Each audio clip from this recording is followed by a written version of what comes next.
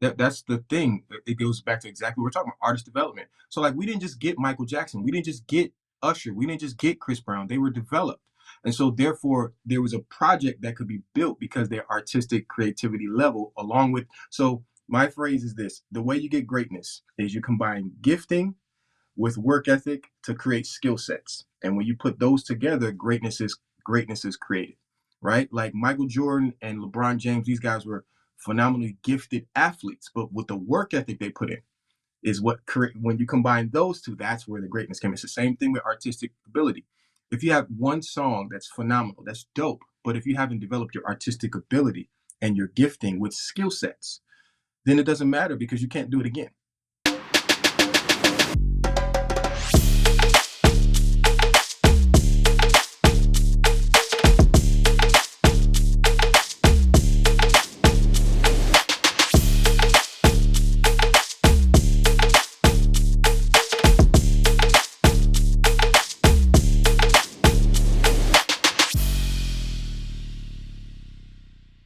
Hey, what's going on, everybody? Welcome to the Indie Unplugged. I am your man, your guy, Vaughan. And today we have an amazing guest this morning or this afternoon or evening, whenever you're going to be watching it. But we got my man, David J, here with us today, ladies and gentlemen. So Yes, before yes. we give him his props and welcome him officially to the Indie Unplugged, let me give you some context to his to who David J actually is, right? So I got his bio. Y'all know how I read. I put amazing bios together. But anyway, David J is a Grammy-nominated and Billboard-charting singer, songwriter, producer, composer, recording engineer, and vocal coach from Newark, New Jersey. Throughout his career, he has collaborated with top-tier artists like Grammy-winning R&B sensations Maya and Eric Bellinger. David also has 6 songs featured on the Emmy-nominated show A House Divided on Amazon Prime. Through his company, Dreamwalker Entertainment, he is passionate about helping creatives unlock their full potential while continuing to make his mark as a dynamic force in this music industry. In addition to his musical endeavors, David is an entrepreneur and an educator. He authored the Producer Engineer Business Guide, which is an ebook that outlines a 5-step strategy to help producers and recording engineers monetize their craft effectively, which is so important, ladies and gentlemen, so important. So today we are going to explore his journey, his creative process, and the lessons that he's learned along the way. So ladies and gentlemen, give it up for David J. Much for the opportunity. This is amazing. This is amazing. I'm happy. I'm feeling blessed. I'm thankful to be here with you, and thankful to be safe. You Sure. know, right now there's a lot going on in LA, but I'm thankful to be safe and sound, and so able to be here with you. Yes, sir. Yes, sir. I appreciate it, man. I'm glad you're safe too. Because I know the last time this, you sent me the message, you were like, hey, the Eric one, Yeah, uh, gotta go. man. The fire was coming over the mountains close to where I live, and thankfully they were able to contain it, but the smoke came down, and so the air quality got crazy. So we had to get up out of here for a few days, and now it's cleared back up. And thank God, everything is calmed down in my area. Because obviously Palisades is still going on. Even over in Altadena, there's a lot still going on over there, and with the Eaton fire. And so it's just so much is going on. So many people have lost so much. So I'm just thankful to be alive, healthy, and to still just have what I have. Um, Mm-hmm. just praying for everybody else that has been through so much, because it's still heavy. It's still heavy. Yeah, for sure, man. What I love about what I'm seeing, even though it is a tragedy of what's happening out in LA, when anytime there's like a excuse me, anytime there's like a catastrophe that takes Yeah, place, right? Fire, earthquake, hurricane, things like that. People rally together. And I love to yeah, see the music community doing what they're currently doing today, right? Music Cares is out there doing their thing, raising funds for the musicians and creatives out in LA. Different top tier music creatives are donating funds to the relief for uh, musicians and creatives and others out in Los Angeles. So it's just, for me as a creative, somebody who's part of the Recording Academy, somebody who's a part of the industry in this capacity, I love to see when our creatives, our collective creative group is providing resources and being there for people in this time. Uh, so It yeah. matters. It Mm, matters. I literally have a song called Human where the tagline is it's okay to be human. And that is so imperative, and it's beautiful to see that. And through it all, everybody's coming. There's so many people volunteering, showing up, donating clothes. I have clothes to donate. It's beautiful to see that in a place where people would say it's Hollywood. There's so much community in the midst of it all, and as soon as something hit, the come together happened. You know what I mean? that's right. And what Michael Jackson coming together. Uh, can get some vocals today. Yeah, we in here. Oh, Uh, that's normal. yeah. That's So regular. that's right, man. So just take us through your background, your journey. How did you get started, and up to where you are today? Man, well, it all started in church. You know, first and foremost, my family. I come from a background on my father's side of a lot of gospel singers, musicians. My cousin Donald was actually in As Yet, Babyface, and Oh, okay. he like phenomenal. I call him the vocal goat. You know what I mean? But then what really clicked it for me is when I was 6 years old. My mom took me to see Michael Jackson, and that's what made me just like realize who I was in the earth. Like, oh wow, this is who I'm supposed to be. I had always felt weird. I always felt different, but I didn't know quite. I could hear music and I could sing it. And then yeah, after that, I started actually playing basketball. I actually left music alone because I started playing. I'm 6 foot at 13. In the middle school, I was doing all the musicals and playing saxophone and playing piano, playing drums. But then I'm like, I'm tall. I'm gonna play basketball. I'm not even doing music no more. And then God knew I got hurt, and God sat me down for about a year. And in that time, I got reconnected with what I'm really supposed to be doing, which is creating. Once I started doing music again, I really started getting serious. And a couple of my mentors, I called them my big brothers, were the first people to really look at me and say, "You don't just have a gift; you have something special here." And that's where I really started putting time into producing and writing songs and singing, Mm, and working with various artists. And I got together with one of my cousins back in New Jersey, and we decided to make the move to LA. Um, and that's what led to Eric Bellinger and Maya. And I actually have music composition credits on the Aaliyah movie that came out last mm, time. So it was just a one step at a time process, and a lot of work, a lot of commitment. But because I've been through all I've been through, it's why I'm so passionate about artist development, because I know the work it takes to really be excellent. And I feel like that's something that's missing nowadays, is because we can become popular very fast with viral things, but people aren't necessarily excellent. And so that's mm. a whole nother thing in itself. Ooh. Because the bar has now been popularity instead of excellence. And I have a problem with that, but that's why I'm here to work and fix that. Ooh, that's a statement right there, Yeah. man.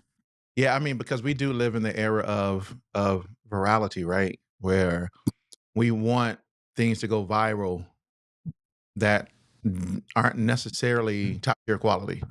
Yeah. Nor does it matter if it's top tier quality. Long as it goes viral and it's the phrase is, as long as it's a vibe and Yeah. it's Well, what you just said, nor does it matter. See, so there's a phrase I hate, and I'll say that passionately: good enough. And so I've literally been in a position where people will say, well, as long as it's good enough. And that's not okay with me. So my thing is, if good enough is okay for you, we not working. We don't need to work together.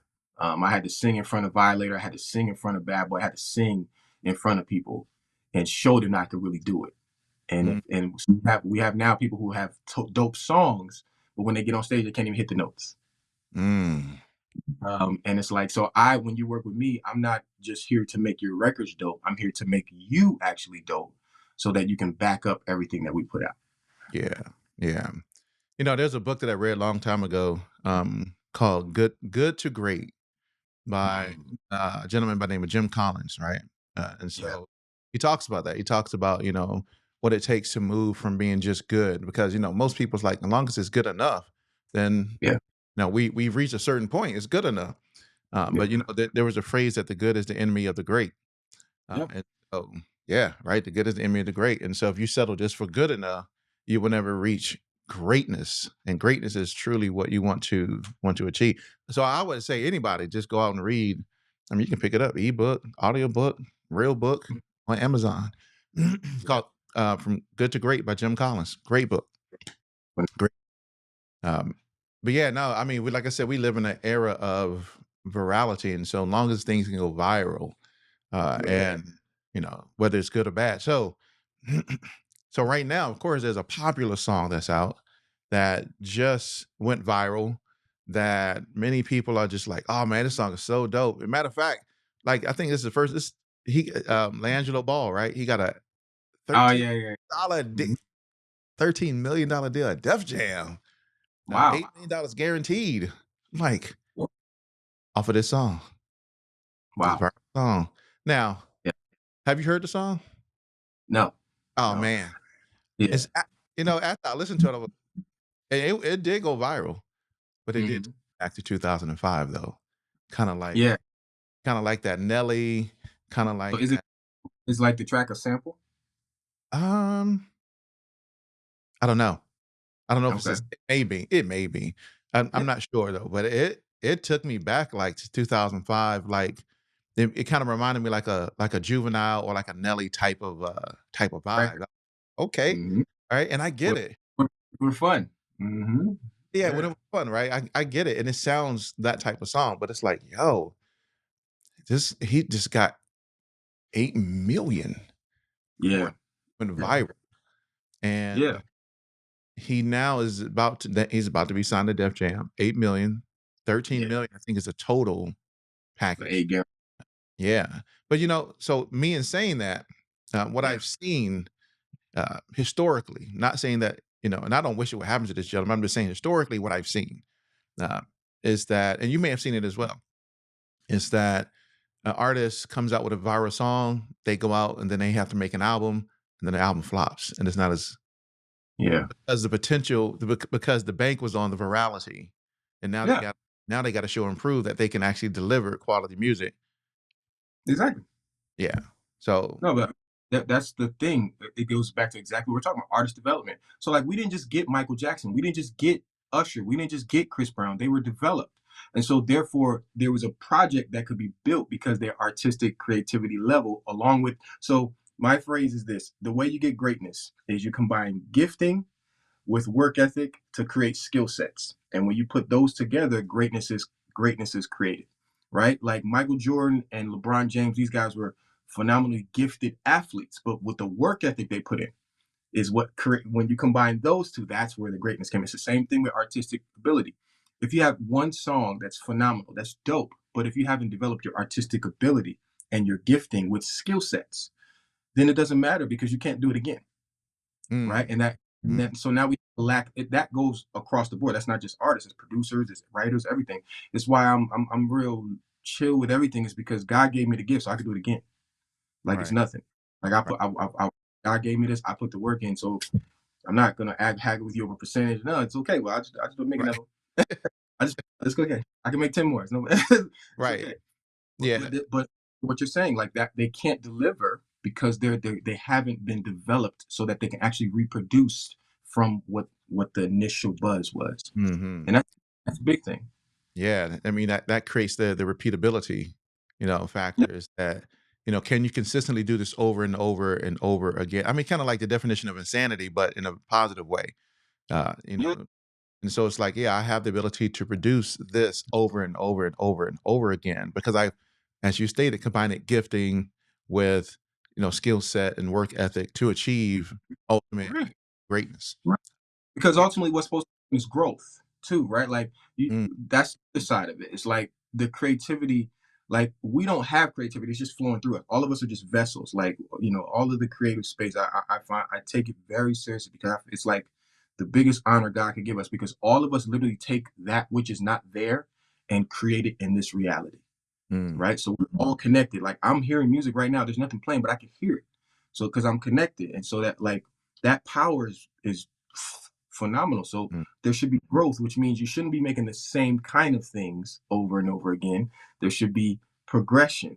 And unless you put just like in basketball, I'm a hooper, right? So basketball, we start seeing a guy who's not good at jump shots, and then all of a sudden he gets good at it. Why? Because he's growing.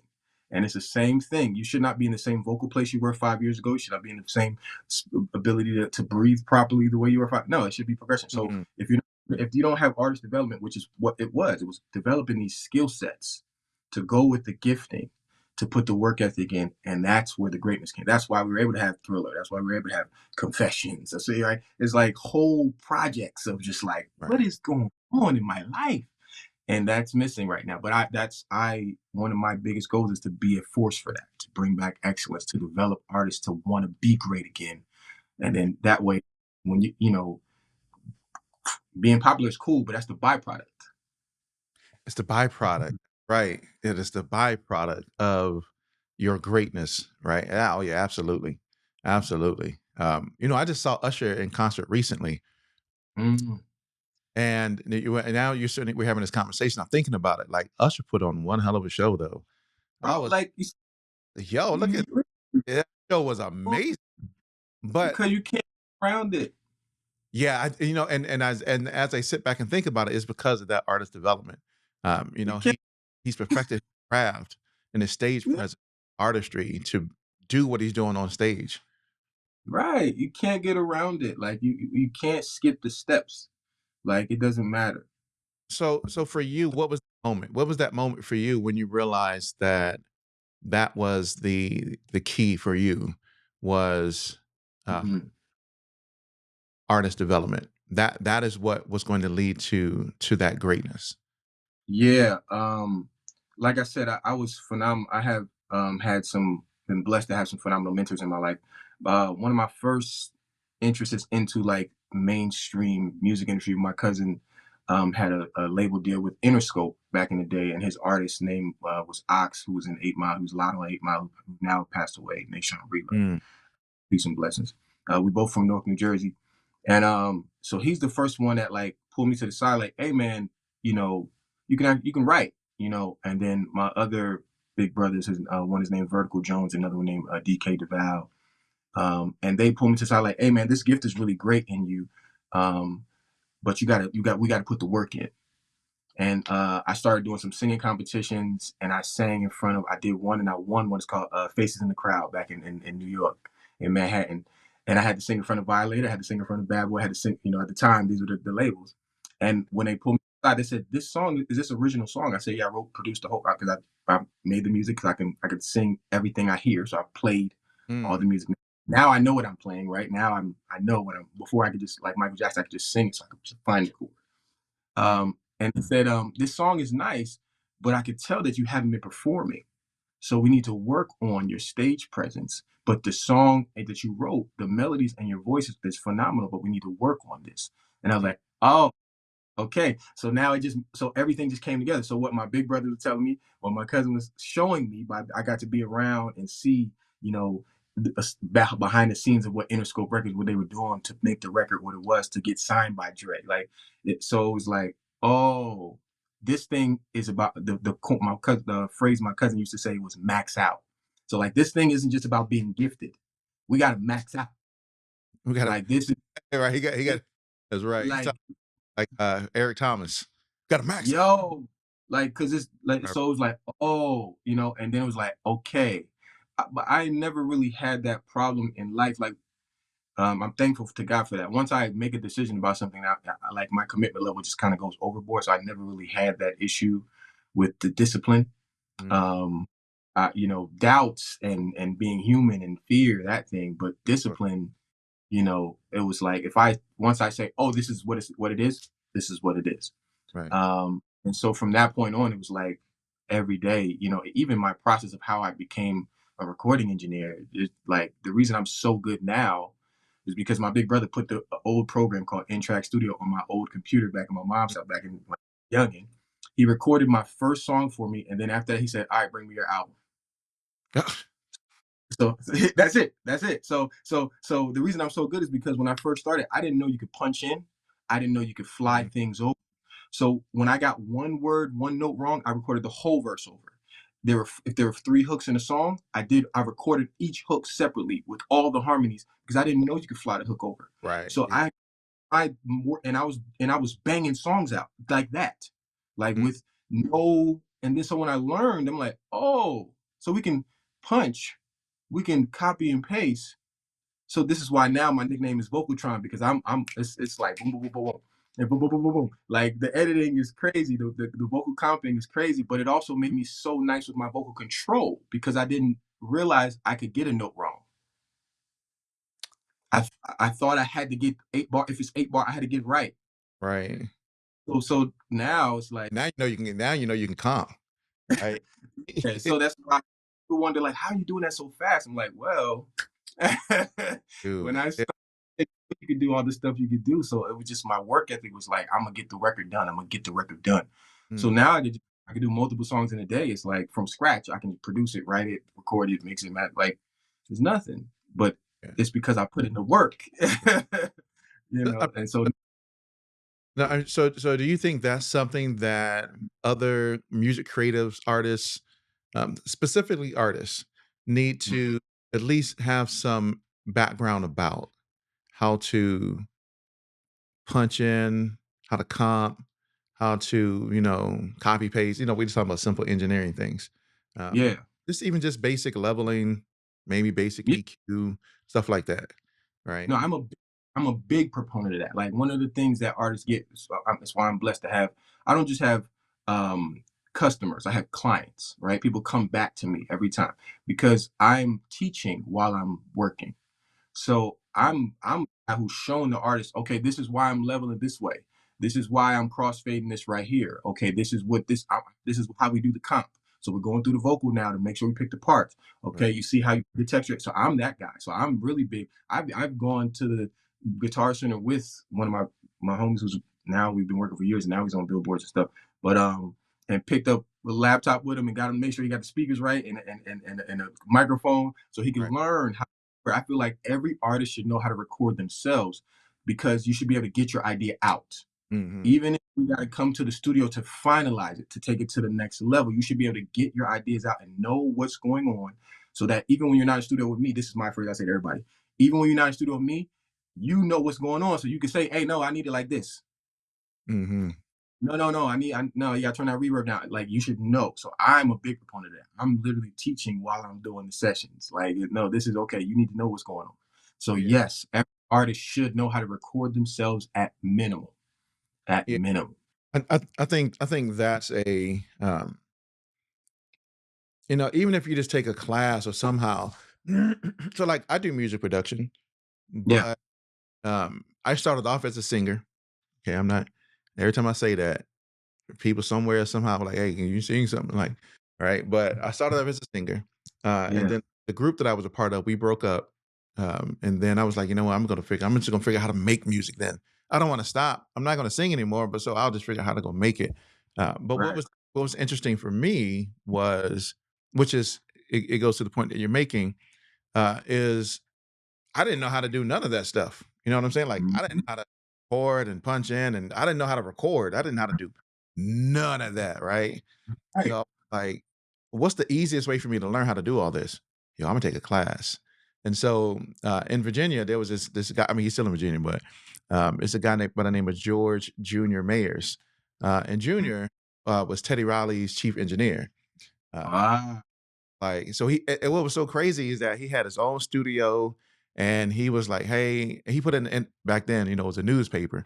He put in the yeah. newspaper that he was opening up courses, and for people to come in and take courses. I was like, "That's perfect. I want to do that." Yeah. And so I went, and it was just me. It was me and him, and I Wow. learned like, and this dude has engineered for Teddy, Guy, Blackstreet, Michael Jackson. Uh, Yeah. so many artists. And here I am in a Mhm. one-on-one session learning Ooh. from this guy. Uh, Mhm. and I was like, this was really cool. And so then when I moved from Virginia to St. Louis, I ended up hooking up again with so Nelly ended up opening up a school in St. Louis called EI by Nelly. And Yeah. my friend Carl Napa was or is or was, because the school's no longer there, was the head of the school, and he taught an engineering class, and I went there and I learned engineering again from him. Wow. And I was like, yeah, this is, and he's worked with Michael Jackson, Justin Timberlake, NSYNC, Marley brother. I mean, so many people, and I was like, but to your point, right? Long story short, to your point, I think it's crucial that they know how to do some part of this, so that when they're in the studio, they can say, "Hey, can you lower this down by negative 3 dB?" It's like, eh, if you don't know any of that, Right. hey, can you roll off some of the lows? You know, Boom. they don't know none Yes. of that. Like, Right. You should minimum know basics because you should know some basics, right? yeah, because what happens is, and I find this with singers a lot. So singers, when they come record with me, because they've been so there's a lot of engineers who are very technically sound, Mhm. right? But they necessarily can't hear the music or where the singer should be singing. Like they can't. So one of my gifts is I can once I hear your gift, I know exactly where your magic spots are. Mm, So therefore I can give you and I'm a singer and I'm a song, right? So I'm literally vocal arranging while we're in the session. That's part of what comes with recording with me. right. Um, and so it's like what I find is singers record other places and they're like, well, I only need like 2 hours because they work with an engineer who's very technically savvy, but he doesn't know how to fix them. Mm, So then after they record me one time, like, I never sounded like this before. Why do I sound this good? I'm like, well, I'm but the second thing happens is I didn't realize it was gonna take this much time. So they're like, oh, and like they thought they only need 2 hours, but they need 4 or 6 hours. It's like, no, because we're getting it right now.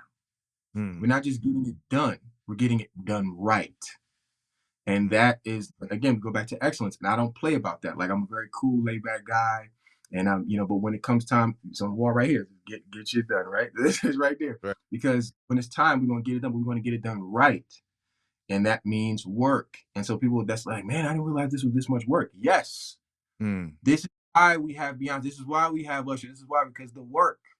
Like, that's come right. on. It But takes yeah, work. listen, you can't get around it. There's no, getting popular is cool and you can go get a bag, but then again, can you back it up? There's that word. Get the bag, right? Get Right? It's like, can bag, you like, back it up? Like, can you redo it again? right. Like, create something else that is, a creative work of art that will captivate people. And that now that's we'll talk about that a little later too, because this is part of what I'm passionate about. Why I wrote a book for producers. My next book that I'm writing is for artists. Because now the internet has changed things, and so it did lower the bar for entry. But what it gave us access to is direct to consumer, which is going to Yeah, change the it is. because now you don't have to go platinum no more to make $1 million. That's true. All $1 million is 5,000 people spending $200 with you. If you want to break it down again, all $1 million is 10,000 people spending $100 with you. So you don't got to go platinum. You can go 10,000.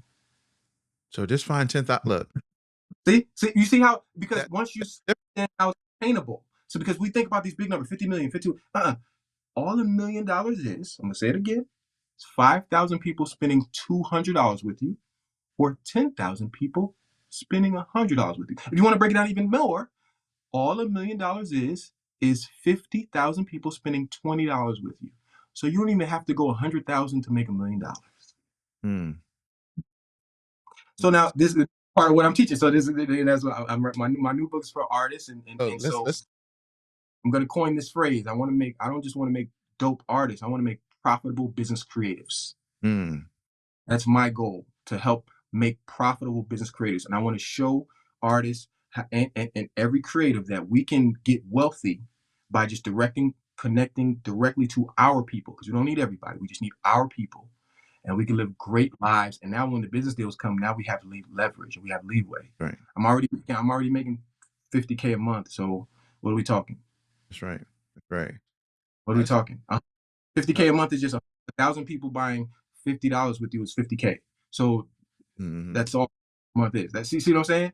And that's so right. it's like once you break these numbers down, this is what I'm passionate about now. Like, oh, okay. Yeah, so I That's can how tell. my brain I can see the glint in your eye when you're talking about it. works, man. I'm passionate about Right. this, man.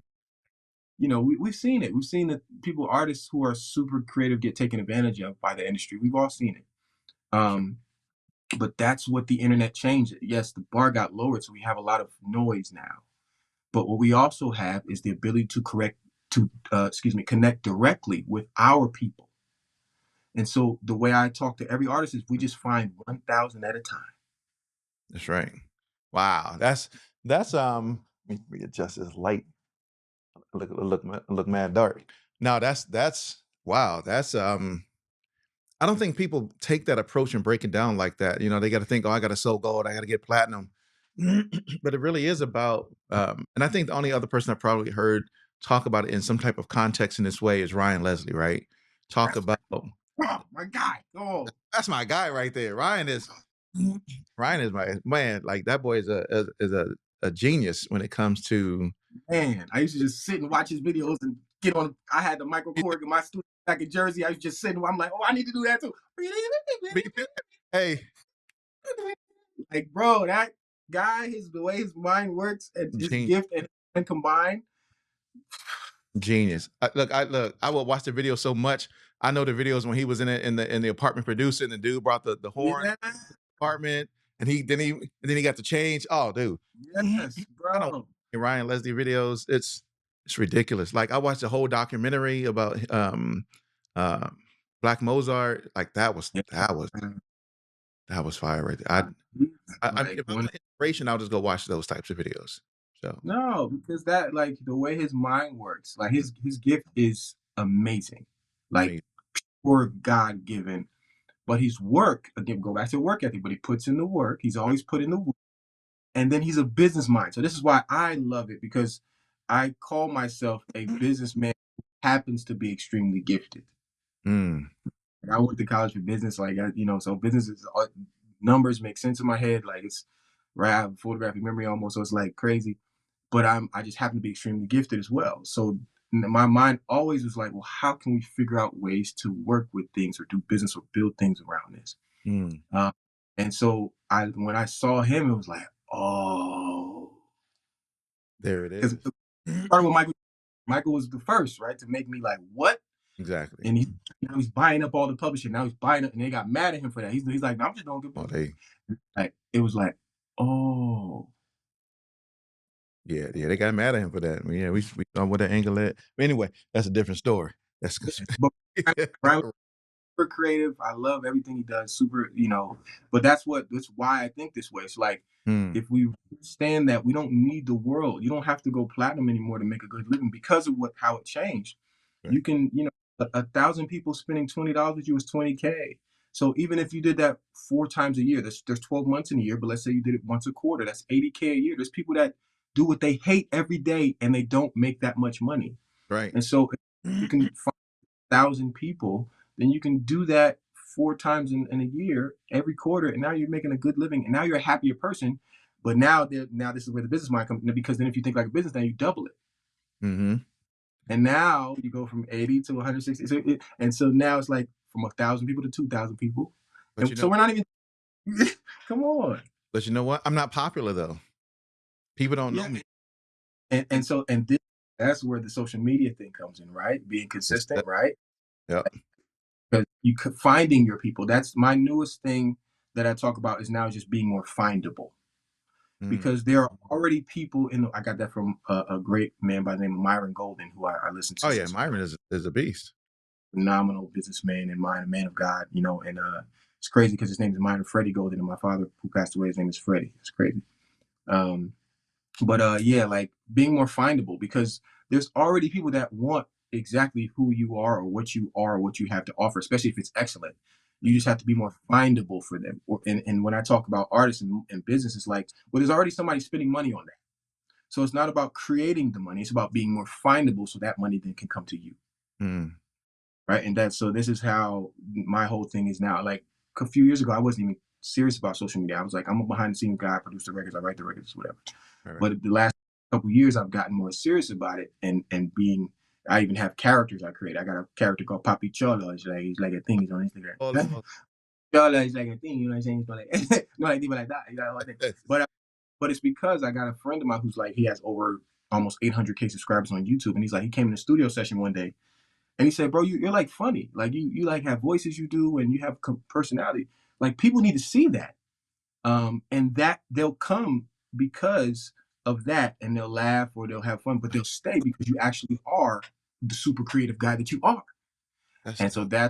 that's what made me start getting serious about social media. Because I'm like, I didn't care before. Like even my Grammy nomination when it came, I was like, thank you God. But Mhm. I had a conversation with God when I was young to know that I was great.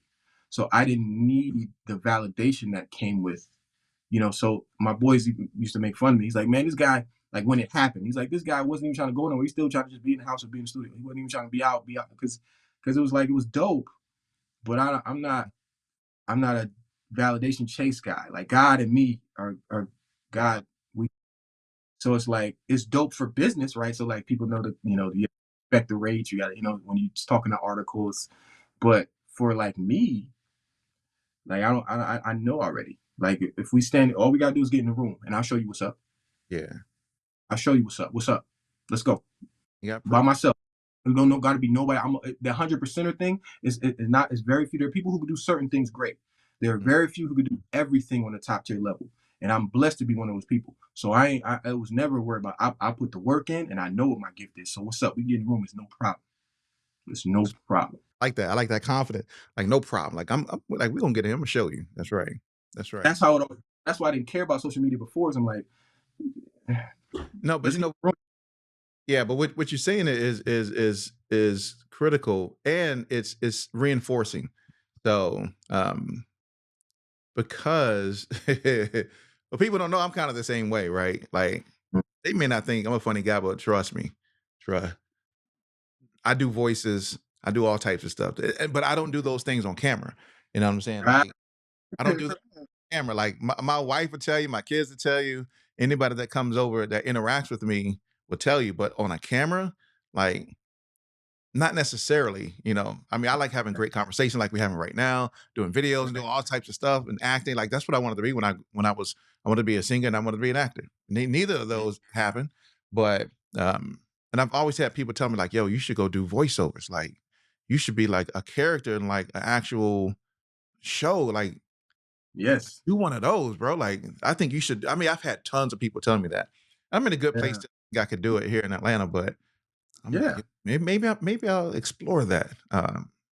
It's definitely especially now with so many things opening up in animation, like the way things have shifted. Even Marvel, right? I'm a Marvel guy. Mhm. Disney Plus didn't exist before, It so didn't. now whole new area. Even all the things we have from Tubi to Netflix, like there's just so much stuff where there's content coming. And there, so the opportunities to be voice act, people just literally say the same thing to me, like, 'cause I could do all these voices, and I wanted just started doing streaming. I just started live streaming. So I just created like a gaming I component know. for my company. Uh, And it's like I because saw. people don't really see the competitive side. Like they don't really see it because I'll pray for you and I speak positive. But when I'm playing basketball and I'm competitive, I talk shit. So and I'm talking and so in the game comes out, and so it's like it allow and so people have literally said on there like, man, you should do like voiceover, man. The way you be and it's the same thing. But bro, it's man, my thing now is I had a conversation with God and I'm like, I'm gonna use all the gifts you gave me. Mm, Um, because like even putting out songs, like I didn't put out songs for a long time because I didn't feel like it mattered. I'm like, I can sing, I can do it very well. But I don't, I just write the songs. And God was like, I gave you that gift for a reason. right. You gonna use that. And so I started putting out songs and now I have 6 songs in the Emmy nominated show. Right. Right. And it's like, oh, okay. Right. If I actually just walk in my purpose, let me not say that because I don't know if I'm a real person who believes walking in the purpose in that way. Um, because we live in such a society where it's like follow your purpose, follow, and I firmly believe that your purpose is exactly what you love to do. So if you love Yeah. being creative, if you love being a singer, if you love being a gamer, if you love being a hooper, and that's your Yeah. passion, it always reminds me of the Whoopi Goldberg line in Sister Act 2 when she said it to Lauren Hill, and Lauren Hill got off the bus. Jersey, Jersey, Right. Jersey. Bus, and she was like, if you wake up and you think about singing, that's all you think about, then girl, you are meant to be a singer. Like, Ooh, and for me, that's what the passion is. If that's what you think about every single day, you wake up thinking about that, and that's what your mind is driven towards, then that's what you're supposed to be doing. Don't try yeah. to figure out everything else. That is what you're supposed to be doing. Uh, Yeah. the beauty of now is you can find ways to monetize what you love. Exactly. When I was a kid, you couldn't make money playing video games. Nope. You couldn't build an audience playing video games, right? And now there's people making millions of dollars, right? And it's like Right. it's crazy.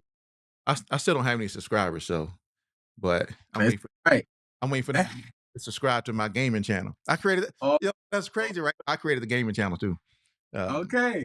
'Cause I play Call Hey. of Duty a lot, like a lot. I'll be playing it Okay. today. But so on my Yeah. channel, I stream mostly Call of Duty, but I play Yeah. other games in Horizon, Tales of Arise. I gotta make sure I follow your channel. I gotta make sure I follow it. Yes. Right, friend of mine started playing Cyberpunk, but mostly it's Call of Duty. Mostly I'm on there and we getting dudes in Call of Duty, like for Yeah. sure. That's the game right there. But That's yeah, I what's play it up. like every day. But so let's rewind it back for a moment. Yeah, of course. So what was the and I think you probably already hit on it, but what was that moment that you said, you know what?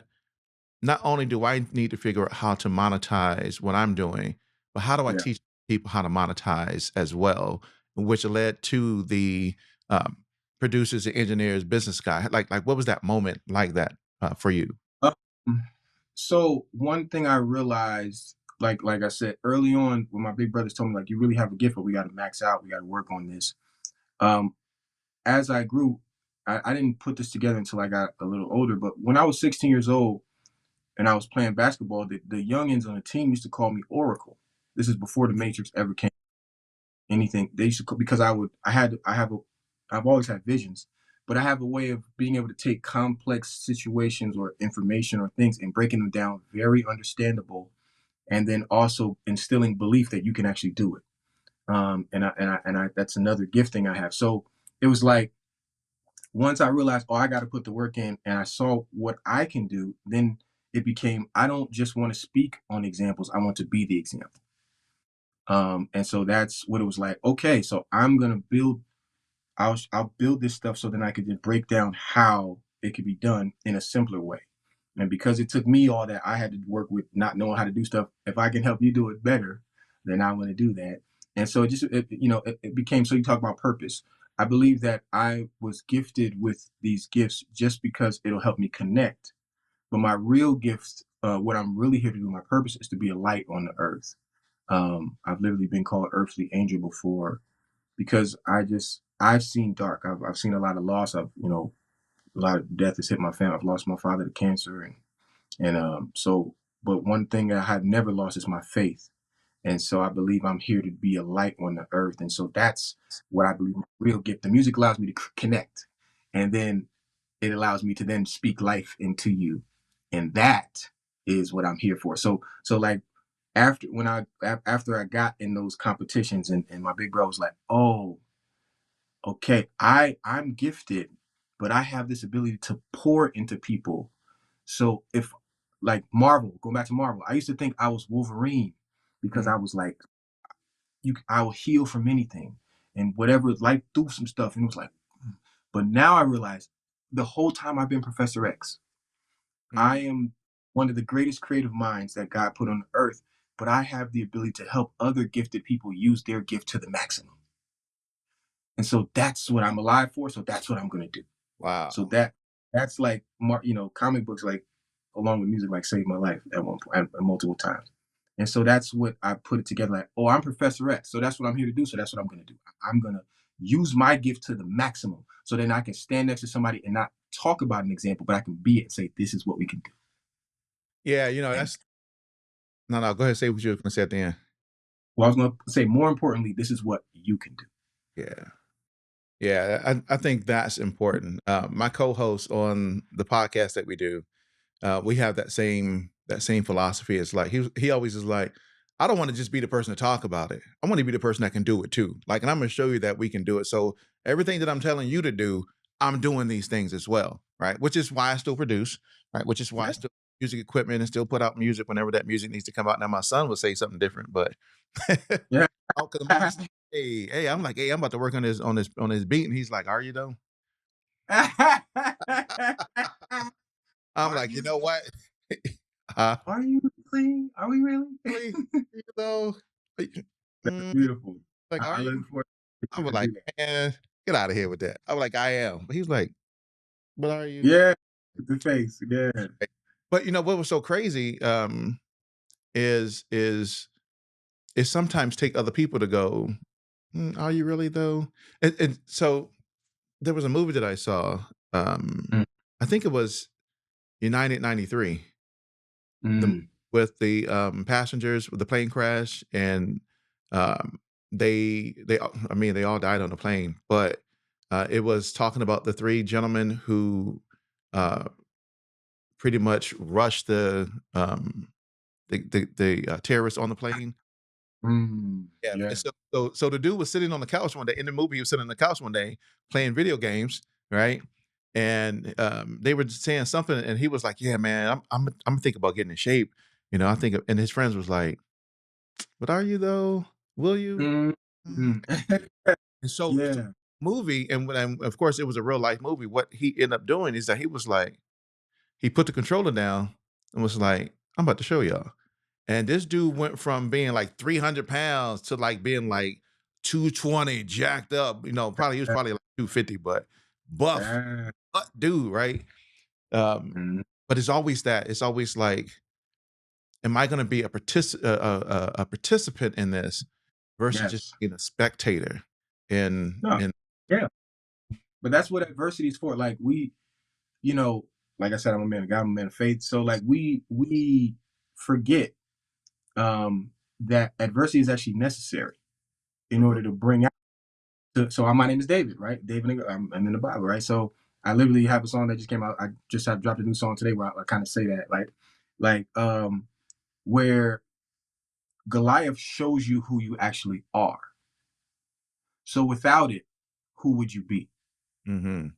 So we all need it. We don't realize it, but like that's why I'm a proponent of like every kid should like play a sport or some kind of competitive thing because you need to learn how to see adversity and face it because of what it's gonna bring out of you. Right. And that is like without that, like even lifting, right? So you're right. I work out 6 days a week, right? The only reason you get stronger is because of the resistance. So Myron Golden puts it, disruption follows intention. Mm. Right. And so that's it. I love that he coined that phrase because that's like, yes, the only way we get better is resistance. It's the That's only way. the only way. You know, No. people are adverse to adversity. Yeah, but And in adversity you grow. it's the only way you grow. Like, how do you expect to grow and how do you expect to develop if there aren't things challenging you to bring out who you truly are in that specific situation? Yeah. Like, how are you going to handle that? How are you going to mature and grow based upon that adversity that is challenging you at that moment, at that time? Uh, Yeah. yeah, I mean, that's how how do I make the right types of decisions? How do I maneuver the way that I need to maneuver is because of that adversity that's there that you Yeah. now have to actually navigate. Um, and No, people don't that, like that, they don't like that's your challenges. right. We forget that we ask for things to change or growth, I should say, but don't realize that growth itself is change, which means it will not be what it is. That's true. What's that line? I'm a movie guy, right? You do like Marvel. I, yeah. What's Same. the line from what's the movie? Now the movie is the title skipped my head, but it was with Jim Carrey and he ended up playing God in the movie.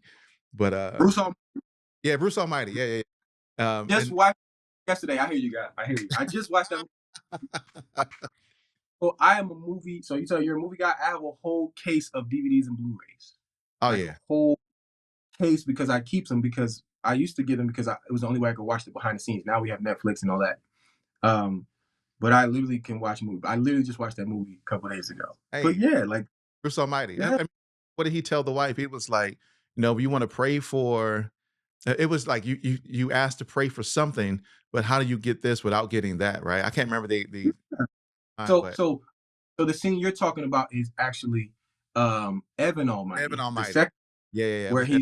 he's talking to Evan's wife, and she's like, so if someone prays for family That's or right. someone prays for love, do you think God would just give them that, or give them a opportunity to Opportunity. show love, an That's right. opportunity to be a family, an opportunity to show strength, That's and right. that's and Heaven Yeah. Almighty. So yes, he came Yeah. and talked to her, Yep. Yeah. and so Yeah. that's the thing. We don't realize, like, the only way we change is that something disrupts what's happening now to make us have to face it.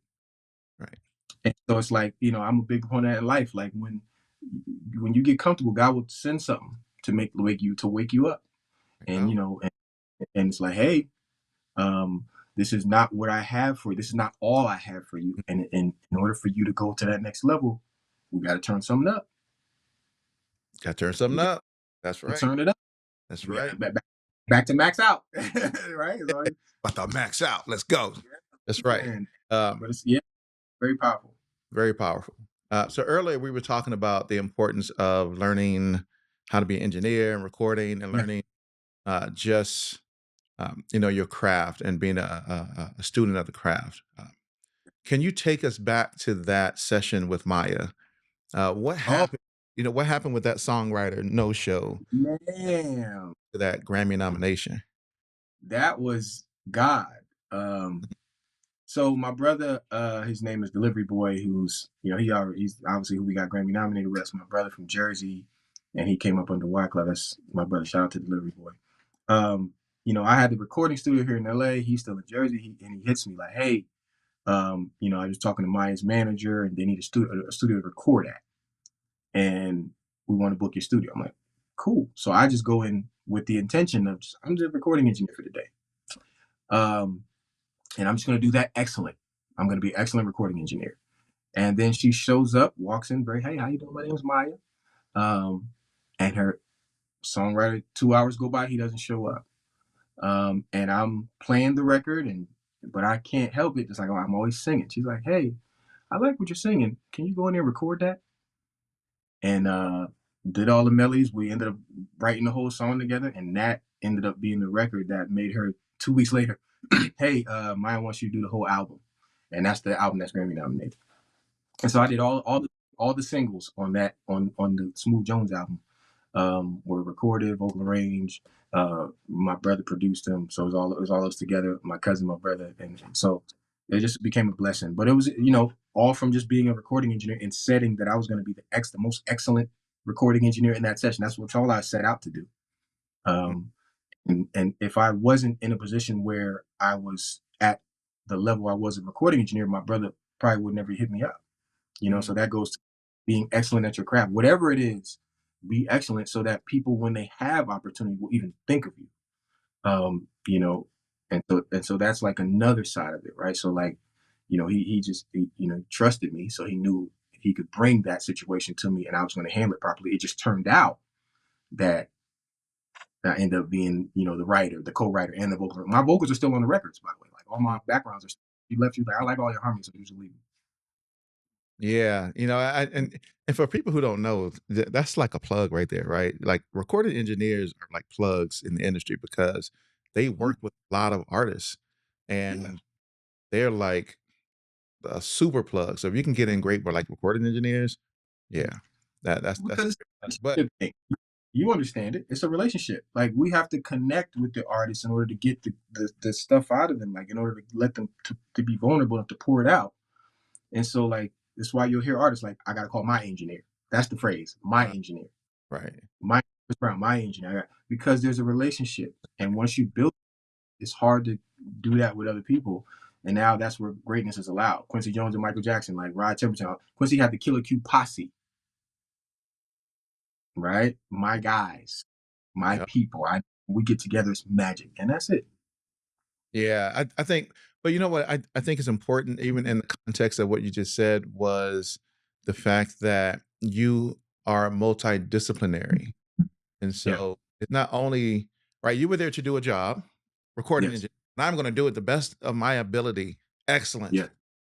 But it's Yes. like, oh, I don't have a songwriter. So, and she heard you and you're like, hey, can you, right? You're like, yeah, I can do those things too. And it's like, Mhm. if you don't know how to do any of those and you're just this, whatever that is, you don't have the ability to take upon other roles when situations happen, right? So Yes. if we're just engineering and you didn't know how to do anything else, how to sing, how to compose, how to write, none of that, you would have just been like, well, I'm just here to engineer. I don't know how to do everything else. So just Yeah.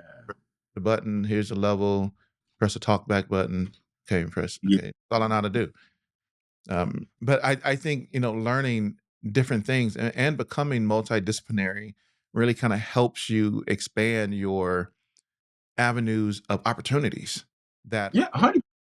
100%, right? 100%. But sometimes you only hear people's like, well, I just want to do just this one thing. And it's like, you may not Nah, be able to do just that. especially live now. Like in the world we live in now, you have to be able to be multifaceted. Right. It's like you're literally limiting yourself. If you, it's why I'm so heavy on artists when they're here. I'm teaching them what I'm doing because I need you to know. Because the time will come where you're not in here with me, but because you're in somewhere else, because you learned it, you'll be able to help somebody else, and that can also be an opportunity for you to get paid. So, like if you can, even when artists, most people, you're probably aware of this. Everybody can't hear vocal arranging because they can't hear the notes. They can't. I can hear them, but when I come across artists who can, I'm like, this is a skill that you have that you can build and get paid from. I get paid to go to other studios and vocal produce, right? It's a thing. Like everybody can't hear where their harmony should be. Everybody, so I'm big on that. Being multifaceted is 100% Mhm. how everybody should think about it. Because even from a business perspective, you walk into Best Buy. Best Buy is not known for having chips or candy, but do they have it in the store? They do. See, Right. so Best Buy, you Right. When you walk see, up, as you're walking to the counter, they got them chips and sodas. and so even when you think about business, it's like what Yeah. you know me for is TV, electronics. But when you walk back, we got a phone charger and we got some bag of chips and we got some candy and we got because we have something for everybody. Now everybody's not going to buy everything, Right. but we need to be at least faceted in this because there are people who will take advantage of the multifaceted behavior. But look, Best Buy is so wrong for what they do though, because Mhm. they know where they got chips and sodas and candies at. Because you in the store walking around looking at TVs and refrigerators and all these other things. And you're like, all right, I got everything that I need. And you start walking up to the aisle, you about to leave, and all of a sudden, like Gummy candy, bear, gum Starburst. bears. You're like, I yeah, need these. I need grab this real this, quick. grab this. What? Yeah, but because it's strategic though. yeah, It's strategic because if they put yes. the candy and the sodas in the back, nobody's really gonna go back there. They put them in a different place, but it's convenient right there when you leave that them candies and everything is right there. They know what they doing. They same reason That's why the being Walmart multifaceted. Walmart does Yeah, it. Right when you in the aisle, you go to check out. What do you see right there? Sodas, literally sodas and candy. Right? It's strategy. So it's figuring out how you can take a strategy like that and apply it to artistry, right? And hmm being a musician, yes. how do you still do your main thing, whatever that may be, but still offer additional things that you may be able to do that people can still choose from, right? Whether it's like a la carte type things that they can choose. I didn't know you did that. Well, yeah, I do that too. Like people don't know, Yeah, like I do write songs, but right, oh, you do? Yeah, we could sit. Like, let's get it. Let's let's right. let's put the pen to work, right? But I also Yeah. produce. Oh, I didn't know you produce.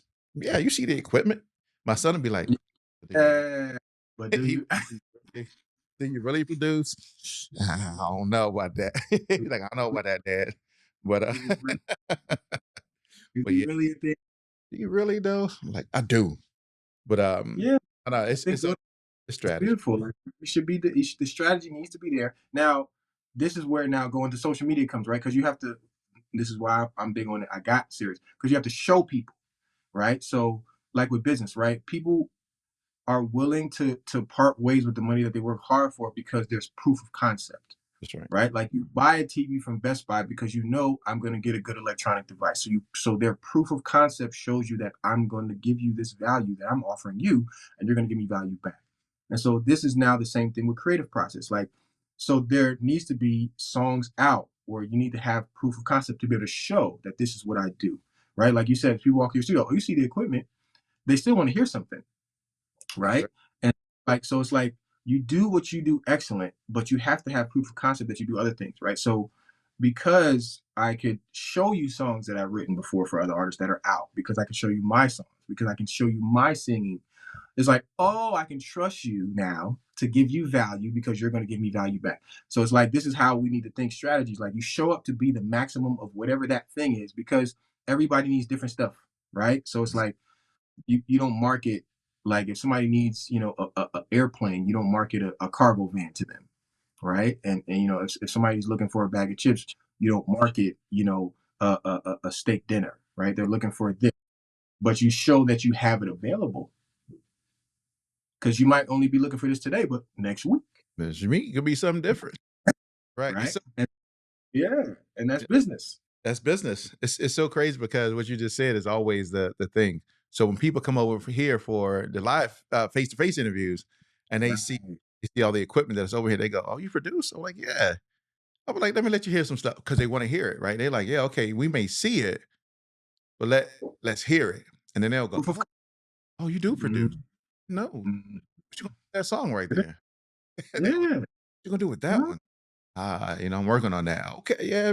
Then my son, of course, he's Is it really though? Is it gonna come out? No, right. but that's like, I'm a guy who likes to break things down to the basic level. On a Yeah, basic level, everything like life, because music is life. Everything goes together. It's all like this.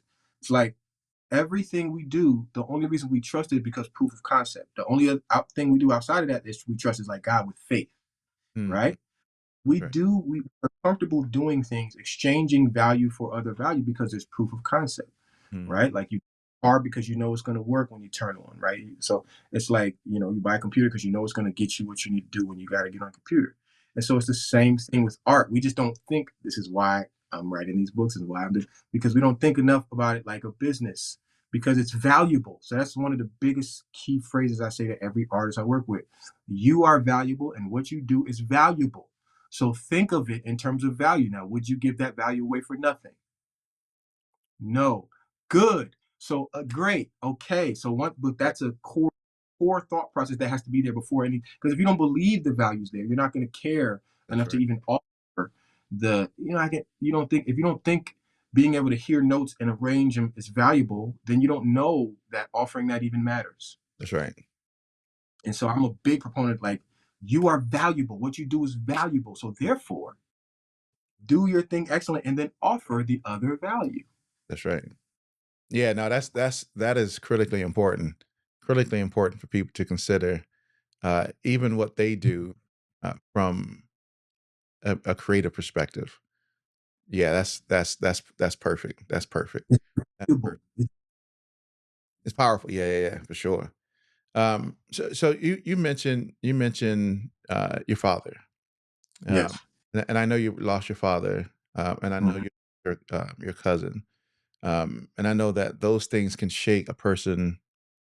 Ooh. So kind of how did you deal with that? How did you turn that pain into purpose and fuel for your own creativity?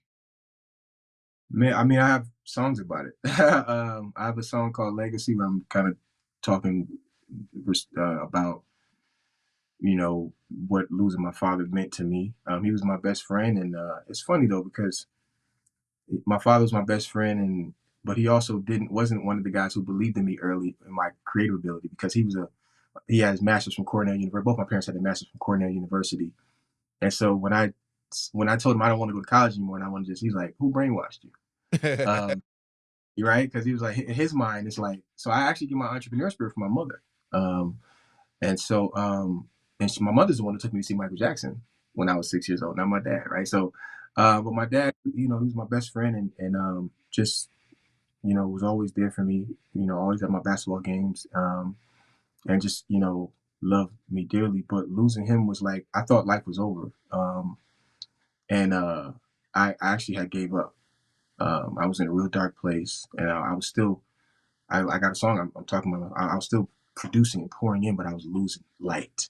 Mm, And my mom said something very profound to me. She said, "God had to take him because you never would have left." And I can't disagree with her, oh, uh, because I knew I was supposed to be in California. I knew I was supposed to be here. I knew what I was supposed to be doing. I had visited California a couple years before I ever moved.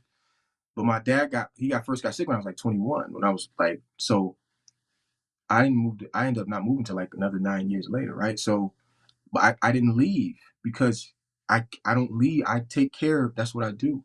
Right. Like take care of people. This is so like, and God in the same 6 months, it was like my dog, which was like my son, and my dad died from cancer. Boom. And Wow. my dad died the day before my birthday. So every year it's always like a bittersweet. Man. Um, and so it's like it was crazy. And then a few years after that, I moved to LA and I'm here. And then my cousin, before he turned 30, boom, blood clot, boom. And he was the one who first family was first Grammy nominated, all that kind of stuff. He wrote Fantasia and all these like Trey songs. And it was like loss taught me so much. And if it wasn't for God and music, man, um, saved my life. Like, it really taught me how to pour darkness into something creative instead of pouring it into something that would take me out. And so I'm thankful for my gift every day. But what it also showed me is that I say this in my song Legacy, it's way bigger than me because my pain, and this now I understand it, God put me through it because he knew I was strong enough to handle it so that I can then be an example for somebody else who may not have been strong enough. And after losing my pop, after losing, my cousin just lost, I met multiple people who lost their parent or lost their mother or lost their father. Okay. And because I've been through it, I was able to pray with them. I was able to be there as a person that actually understood and then can help them then pour into creativity instead of pouring into dark things. Mm. So realize like God allowed me to go through it because I'm one of his soldiers. So he knew I could handle it. Um, and I would turn out all right. But everybody don't turn out all right. And so that's now I'm very heavy on that. That's why I'm just big on being a light Mm. because the phrase I say all the time is like bump the devil in everybody else. I seen the devil in me. Mm. And I've been to that place and I came out okay, thank God, but I know everybody don't. So if I can help you not have to face that, then that's what I'm gonna do. While I'm breathing, I'm gonna do that. Right. So through that process, how did you deal with the anxiety and the panic attacks? Um, Man, it was a very crazy thing. Because I thought I was dead every day for a long time. And I was in the hospital. And then thank God for I'm a big proponent now of therapy. Please go to therapy, please. If you are a grown man, whoever we are, because all us black people we need anyway. We all got PTSD. It's like in our DNA. We yeah, because because of like we all stuff. it's in our genes because we'll come through. But therapy and prayer and having good people around me like saved my whole life, man. Because it was bad for a while. I had literally checked out. I Mm. thought I was. I thought I was. My mom came to visit me. It's interesting because because I'm the strong one. I've been Superman. I didn't even cry at my dad's funeral because I'm taking care of everybody. And my mom came to visit me when I was going through anxiety and panic attacks. She found I was in the hospital, so she came, and that was the first time in my whole life I remember my mom asking me, "Are you okay?" First time in my whole life, and I'm 30 something years old, right? So, Mm. uh, but it just took time, prayer, and meditation. Meditation, man. Every morning, this is so we go back to my morning routine. That's why I'm so big on it now because I have to lock in and make sure David is okay. Right. And a lot of my life before that time, I woke up every morning trying to make sure everybody else is okay, but not me. Mm. And it was, and then so like the anxiety stuff was like snapped and it just went overboard. And now that I know what I know, I realize I actually was having panic attacks when I was a kid. I thought they were asthma attacks. Wow. Okay. Now I know what they are now, but when I was a kid, I'd be in basketball practice and I'd be, and I'm like, what's going on? And I Mm. thought I just no, the trauma was in me and Mm. it coming out. And so now this last 3 years especially has been really a healing process for me. And now I'm almost in the college basketball shape I was again. Um, but definitely prayer, meditation, and therapy were and having my family just pray over me and be close to me was what saved my life, man. Right. Right. Wow. Wow. Um, yeah, I asked that because I think it's critically important to uncover those things that similar people may be going through and that they may be facing in their own life. Yeah. And so I appreciate you sharing that, because I think it gives hope to others that may be experiencing the same type of thing. And so, That's like I said, that's what I believe I'm alive for. Like yeah. my song Human, I have a song out called Human, and that's the emphasis on that song is the positive side after you come out of the darkness. It's like it's okay to be human. It's okay to not be okay sometimes, as Mhm. long as we stay there. That's And right. so I talk about that, like when I'm filled with anxiety and my mind is attacking me and I'm feeling like I can't breathe, it's okay. Mm. And so like the whole song is like just saying the devil may be getting you to your mind, but it's okay. Mhm. Come back to center, come back to God, and it's okay to be human. Because I needed that reminder.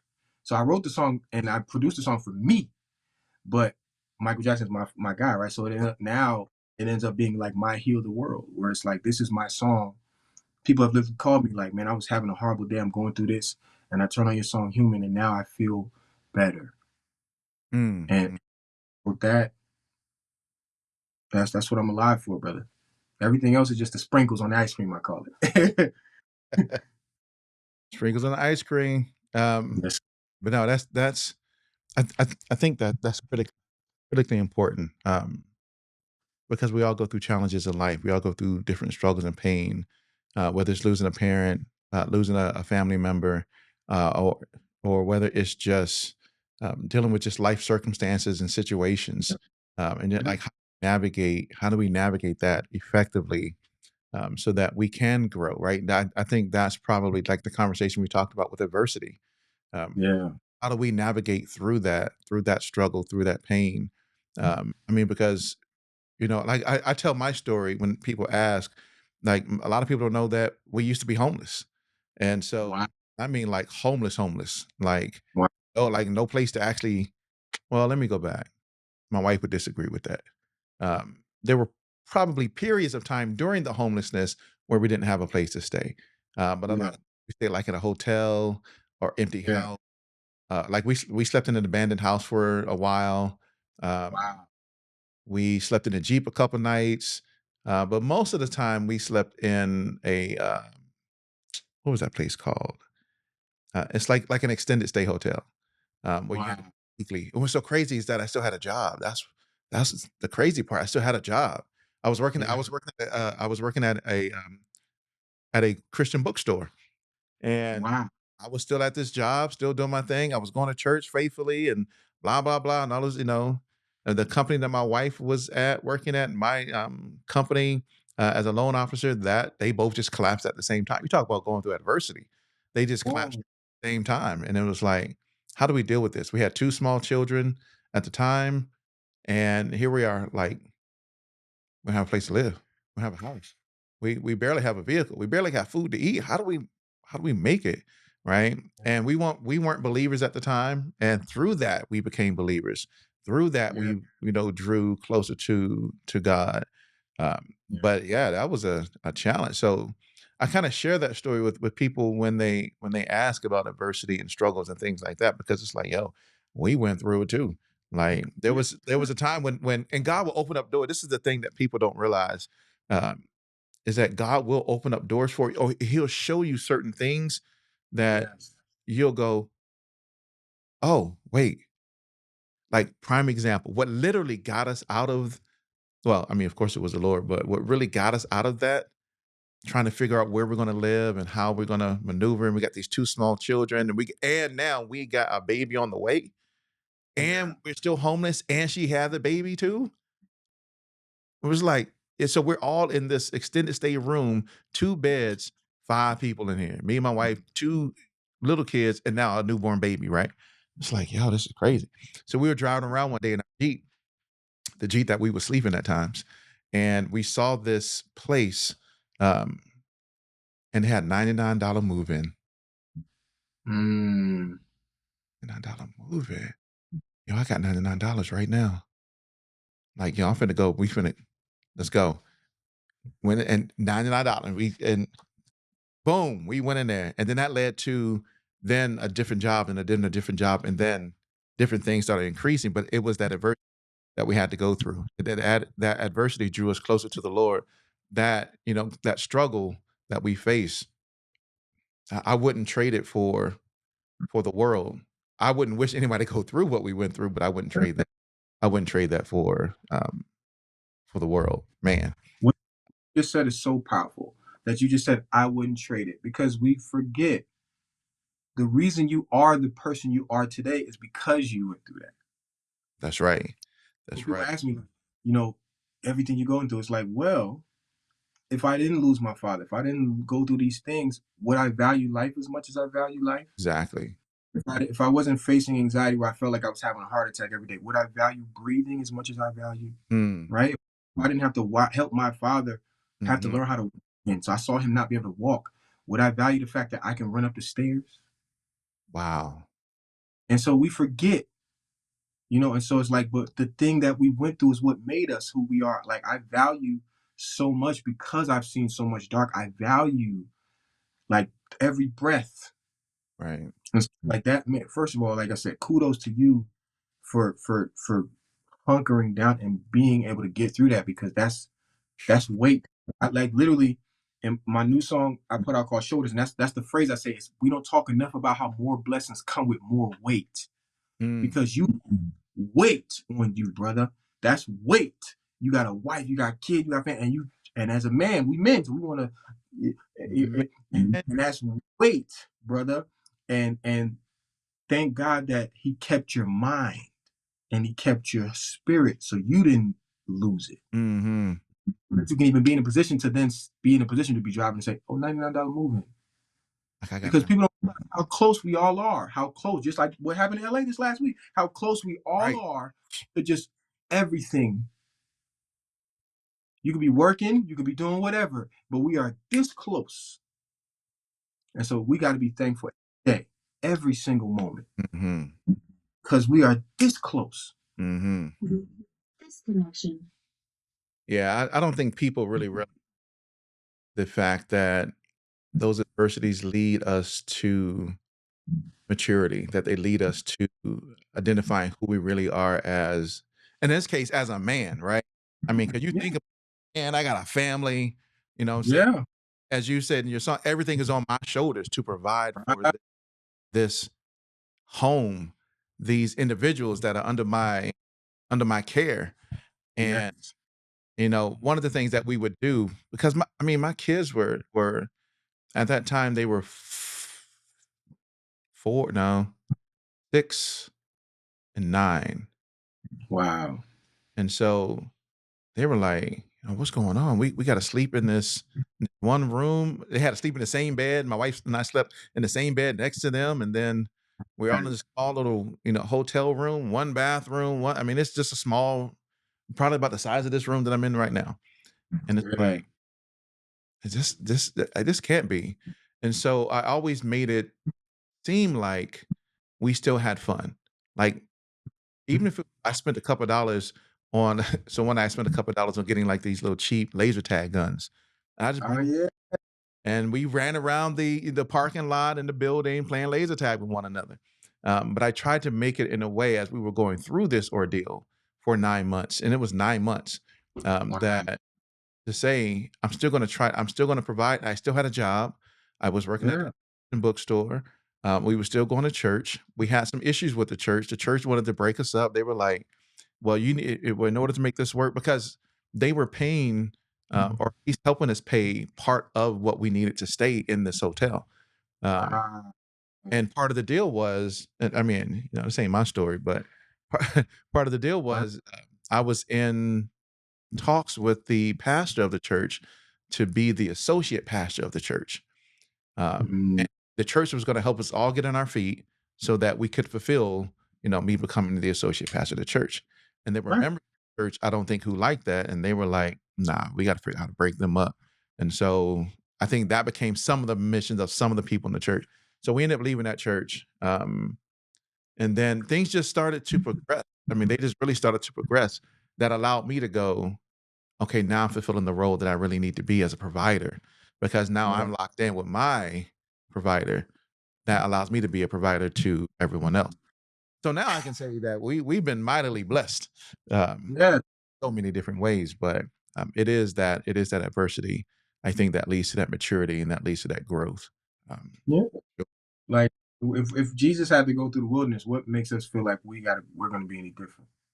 because Like don't Jesus himself brother, was led to the wilderness, led, not the devil, no, led into the wilderness by God. eh, So if he himself had to go through wilderness, what makes us feel like we're gonna skip our wilderness season? you want me to tell you why? You want me to tell you, brother? You really want me to tell you why? Because should I say this? I'm gonna say it anyway because people know I'm gonna say whatever I'm gonna say because we don't hear it. Yeah. What we hear is, yes, the Lord for the blessing, and He will deliver the blessing. You got troubles with your man and your wife and your cars and all that and your house, and the God's going to deliver you from that. But we'll never hear like the struggle that Christ really went through, right? And Yeah. through understanding of biblical context, we like to Yeah. the Bible talks about the tickling of the ear, right? And that's Mhm. got a lot of tickling of the ear. We got a lot of God's going to help you with your finances, Yeah. and God's going to help you Yeah. with the blessing, and God's going to help you with your marriage and your boyfriend and your girlfriend and your dog and your cat and all these other things. But we'll never really hear the gospel though. Like, give me the God, give me the word of God. But anyway, that's Yeah. No, that's a real thing that like weight. I say that more blessings come with more weight, it and does. you like Goliath is what proved David. Facts. The fact that the giant was there. So the giant is adversity, but it's also proof of what's in front of you. That's right. Look, The fact that you adversity is proof. mhm. And sometimes you got to struggle even for your blessing come. You know I what I'm mean, saying? most Phew. like because that is the so I love Myron Golden because he talks about this. Like that process is because that is what's making you strong enough so that when you get to that new level, you can stay there. Mhm. You don't just get there and fall. The disruption, the thing that's happening, the struggle before the blessing, is literally to make sure that you're strong enough to stand, Mhm. so that you don't just collapse because the new Mhm. blessing comes with more weight. That's right. So if you don't go through this to make you strong enough now, you'll get there and then you'll collapse like a house built on sand, right? Like literally the one of the Psalm 23. That's why I've written by David, right? So I read it every day. Yea, though I walk, To the valley, the shadow of death, I will fear I no evil. shall fear. For you are with Thou art my staff. right. That's right. Right, comfort That's me. He prepares a table before me in the presence of mine my enemies. Thou anoint my head with oil. Right. This is so we have to go through it. yeah. And David was going through it, right? I don't know when you're talking about Sleeping in caves. Right. Like, come on, running from Saul. Saul trying to the kill Indie me. Unplugged church sermon today, but Yeah. he was running from Saul, right? That was the point I was making about sometimes you got to go through things, even though you know what the blessing is, because David was already anointed. Yep. Prior to that, he was already anointed that he was going to be the king. Prior to Right. that, and this man is As on a the kid. run from Saul, like hiding in caves. Saul comes into the cave, and like what you don't know is that I was there. I could have got you right there, right? But you didn't. Mm-hmm. But that comes from being restraint, and knowing what your actual I guess quote unquote purpose is. But Yeah. David was on the run. Him and David's mighty men, right? Yeah, They but that's all it is. We don't realize that, like, just because you are anointed or you can see, like you said, God shows you. So he'll show it to you, but that don't mean that it's meant to happen. So anointing is not the same thing as appointing. ooh, So the anointing is like, okay, you have the vision, but the appointing is the time that's going to happen. And it's not the same, not the same. right? So it's like that You process that's right. is a thing. Like Joseph, right? So got all these visions, and I got the Lord. court cousin. Oh, Now I'm thrown in the pit, and I'm thrown in the prop, sold in the pit, sold in the pit. Now Potiphar's wife. Oh my God, what's going on? And then right. I vision for the people. Then they forget about me for 2 years, and then after finally, now I'm the prime minister though, Exactly. and all of that is what prepared me. And it's literally like we have to. The adversity is to prepare us. And so like at this point, it's one of the things that keeps me sane when crazy things are happening. It's like, oh, something is about to happen, and Mm, this is making sure I'm strong enough to take care of it. mm, Okay, okay, let me just stay in prayer. And it's not my job to control the storm. It's just my job to stay steady. not my job to control the storm. Wow. That's right. Um, man, that was dope. I love talking about stuff like that. That was dope. It Um, matters. all right, let's take it back. Let's take it back to Dreamwalker Entertainment. Yes, yes, Let's talk about where did that come from? What is your vision from Dreamwalker Entertainment? So it's kind of like a three-part question.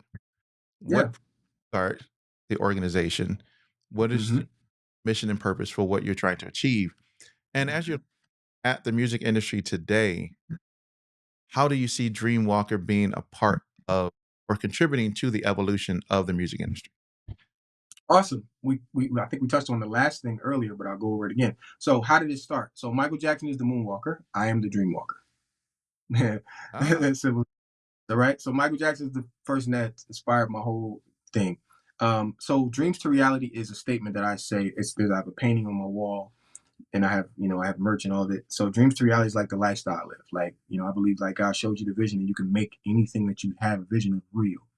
And so like Psalm 23, yea, though I walk. So it's like I'm not just making or seeing the vision, I'm walking in my visions. So I'm not just the guy who's going to talk to you about the dream. You're going to see me walk in my dream. Therefore, I can be an example of the same thing. And so the name, of what the walker was like Michael Jackson's the moonwalk. He moonwalking. I'm dream walking. I'm mm, dreaming. When you look at me, I'm walking in all my dreams, mm, and new dreams are coming, and I'm getting prepared to walk in those too. And so because I do it, I can show you how to, and that is so that's where it came from. My goal for the organization is that right. It's to all to be. I mean, I already am it now. It's just so just be like I said, anointing, appointing, right? So just because the billions of people haven't been affected yet does not mean the anointing is not there. So right. So what it is, I am a conglomerate, a multimedia creative conglomerate that can execute and show people how to evolve their gift to the highest level, mm, whether in different it's from all forms of media, from film to TV to music to everything. Because I do all right. I'm an editor. I write screenplays. I direct. I do it all. So it's like all of it. So that's what the vision I see is to be. When I was younger, I would say I want to be like Warner Brothers, and it's mm, like so. Like at that time, I didn't call it Dreamwalker. I just knew like, no, okay, so I'm gonna be the conglomerate where I'm a one-stop shop, and we can make the music, we can score the film, we can write the movie, we can shoot right. the movie, we can everything. And Mm, that is my goal, is to be a conglomerate of creative excellence. Um, and so that's where I see now how I can help now with the music industry is now and with creative now is just what we were talking about earlier, where I want to now be one of the people that helps um, spark and then continue to grow creative business, profitable business creatives, mm, where now we talk about making your creative ability a business around it. Because again, you don't need to go platinum to make $1 million. And so my goal now is to show people how attainable it actually is, to create very good living on top of just wealth mm, from your creativity. And so that's like how I see going forward, where I'll be able to really help make a mark now is because again, $1 million is just 5,000 people spending $200 with you, 10,000 people spending $100, or 50,000 people spending $20. So right. so when you understand that, it's like I don't we even talk about reaching 100,000 people yet. We talk about 50,000 people doing $20 is $1 million. So there's no need to go plat. What are we going? Because what we were going platinum for before, so like it's popularity, and also because you sold the album for 20, you got $7, so you sold a million records, you got 7 million, right? But now you can go direct to a consumer. You can offer different versions of your music. So this is part of my teaching, right? So implementation. So I talk about the goals when implementation, but you got to come. So, but then you set up your own portal where you have your direct website, and you have different versions of your songs, different versions of your album, different remixes or capellas, Mm. along with merch, these kind of things which you can get now. And so, Hey, yes, sir. right. See, right? And Yeah, so you gotta because have it. and then you connect. This is where the social media becomes. So you got to be consistent because people need usually 7 hours and 11 points of contact before they trust in what you're doing. That's right. Um, and so it's like this is where showing people that they can. There's proof of concept, and then connecting one fan at a time. One because this is the difference. Why I call it not just a fan but a supporter. A fan will like a video, watch a video. A supporter will actually spend some money with you. And so if we spend time connecting to build supporters, then we just take it 1,000 supporters at a time, and Mm, keep flipping, and treat it like a business. Because then you, by after year 3, now even if it took you 3 years and now you have 3,000 real supporters, that means you can go on tour in any city. You can go on, you can, right? Because again, if you right. just have your max total offer you have is like $100. Well, $100, 1,000 people spending $100 is 100K. See, and we don't think how Yeah. feasible that is. Like how many people shop on Amazon in one day? I just shopped on Amazon today, right before this interview. You see what I'm saying, right? So it's Yeah. like we have to think like a business. All we need is percentages of market share. People Mm, don't pay $1 million to have a Super Bowl commercial to have 200 million people buy their product. They pay the $1 million for the commercial because 200 million people will watch it, and then out of that, 2 to 5% of those people will make a purchase. mhm. And so that is the point of the social media. That's the point. If we make things to show the spectacle, to show proof of concept, and then we make sure we have 2 to 5% conversion, and Mm. that's why you can find your 1,000. And this is my, Hey, so this is how I said I see the vision of what I'll go for. I'm going to help create and foster a new industry standard where we have profitable business creators. mm, If because there's no reason why everybody can't have at least their 1,000 and be making 80K to 100K a year. And that's just the beginning. that's right. Rihanna's Absolutely. not a billionaire because of music. Rihanna was a millionaire because of music, but Rihanna's a billionaire because she put a product in front of those supporters. That's right. Y'all better learn And that. Learn that. and now Y'all she's a better. billionaire. But you can do that on your scale too. We don't need to be. We can do it here. That's right. And if we go one supporter at a time and just break it into thousands. 1,000, 1,000. People have more than 1,000 fans on Instagram, 1,000 followers on Instagram. Yep. Now, Then it's just yeah, no. Say now you got to have the ability to translate that into actual sales, right? Of your products, but you got to have products in order to be able to do that.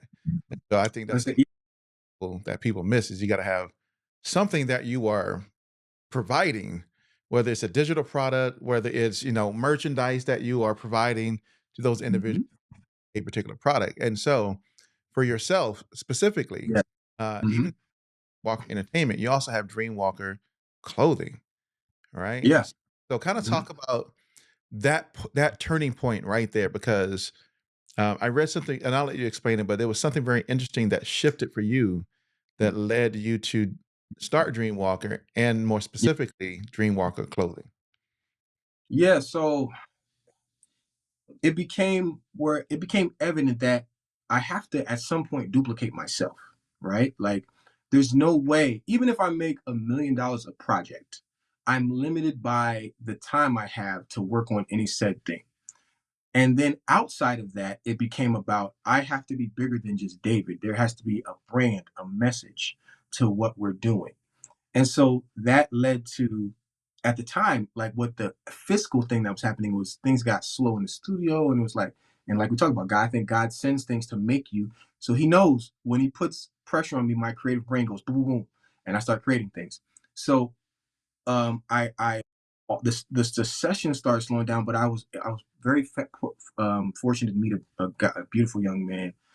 He's my brother now. His name is David too, and we started talking about how he does digital product and he's products, and I'm like, oh, I can, yes, I can duplicate myself and offer branding through a product that is not me, and therefore I don't always have to be there. I can be asleep, and people can be buying, and so now my income is disconnected from my time, but it's also adding to the perception and value of what I'm doing.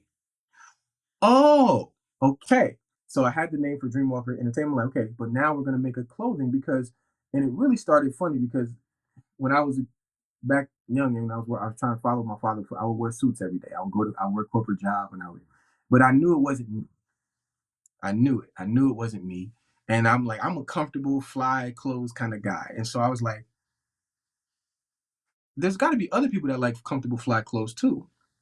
Exactly. And so that's how the Dreamwalker clothes built. I'm like, okay, I like wearing slides. I like wearing sweatsuits. I like wearing I play basketball, so I like fitness stuff.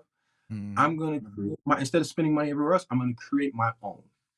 And therefore, it allows me to then still have my branding in the world, but also my closet now is full of my clothes. um, and so that's where it came from. It was like, oh, I can duplicate myself, but I can also expand on the brand of what Dreamwalker is, which Mm. is faith, positive Mhm. affirmations, quality, comfortable vibes. Especially for creative people, we working in, like, we sitting down, we in the studio, we walking around. Like, you need comfortable stuff that's still quality and fly. And so that's what the Dreamwalker clothing came from. It's really, and even down to the logo, like excellence, going back to excellence, right? So Dreamwalker is DW, but the reason I have it, and I wore a shirt for my Unstoppable, because I got a song called Unstoppable right now, but on my sweatpants, right? If I stand up, so you put the D 90 degrees and you put a W on top, it looks like a face with a crown on it, because Dreamwalker is about being your full king or queen self. So it's about operating in excellence. So like Nike has swoosh, Nike has their swoosh. My swoosh, my logo is the DW. When you see that, the D down with the W on the top, it's a face with a crown, because you're operating your full king or queen. This is your opulence, and so that's what being a dream walker is about. It's not just about being positive, but operating from excellence. This is who I am, and so that's what dream walker is about. Being excellent in everything we do. So all this stuff is, it's qualities, chills, fly guy slides, all that kind of stuff. But it's always faith based or uplifting, Yeah. um, because that's what it's about. That's what's up, man. That's what's up. I love that. I love that. I'm gonna be honest. When you said DW, the first thing that came to my mind was Darkwing Duck. But Hey! as Come on, classics. soon as Come you said on. it was like Darkwing Duck. That's right. If you Yeah, call DW, but we no, out. that's so dope though. But I love that. See, once again, it's the creativity, right? And it's thinking about your brand, right? And Yeah, having a D like that and with the W on it that looks like a crown, because yeah, when you think about branding from that perspective, there's always meaning behind the way certain logos look. Um, yes. right. So like when you think about the Amazon logo, right? And you think Mhm. about it just says Amazon, then it has that arrow that's right there. But the arrow points from A to Z because you can get anything on Amazon from A to Z. And it's like, yeah, that was genius, Amazon. Right. You see? That was like Yeah, genius. Like FedEx, right? FedEx, if you look at it, has an arrow that's in there, right? Because they're on the move. And it's like, that was genius to put the little arrow in there, the Fed, the X. But a lot of people just like, I'll just make a logo and slap something on it. But no, logos really take time. There's people in meetings that think yeah, about these things that go, what is the ultimate meaning of this, right? I mean, if anybody out there ever takes a branding course, what you will, and I think you should. I think anybody that if you're in any industry, yeah. especially entrepreneurial type industry, you should go learn about actual brand, like real branding, not just Right. and there's a difference between branding and marketing, ladies and gentlemen. Yes. You got to learn the difference between the two. But I mean, like if you go take a branding and marketing course, I would take probably both of those together. Like they teach you Mhm. so many different things. Like why do people brands use certain colors?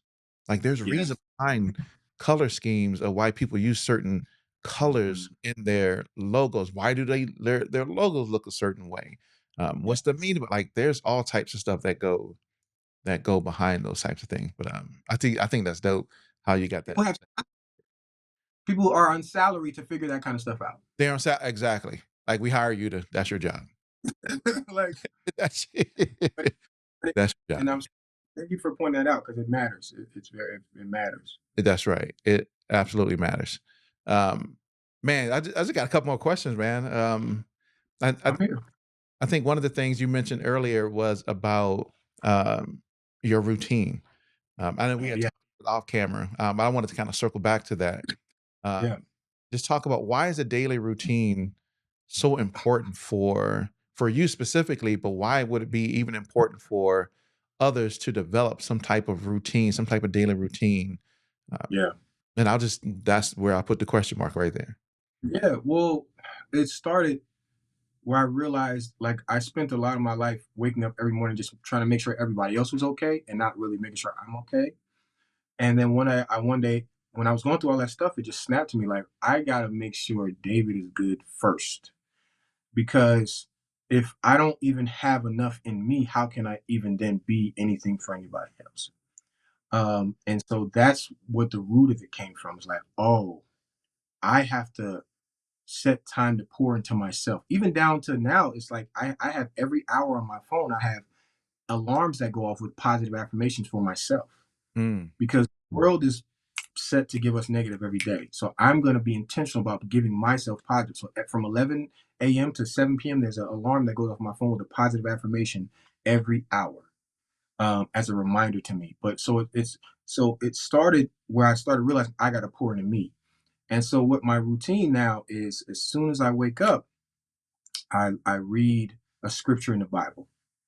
And I read a scripture in the Bible, and I have two lists then after that of one is my affirmation to myself, I am, I am, I am.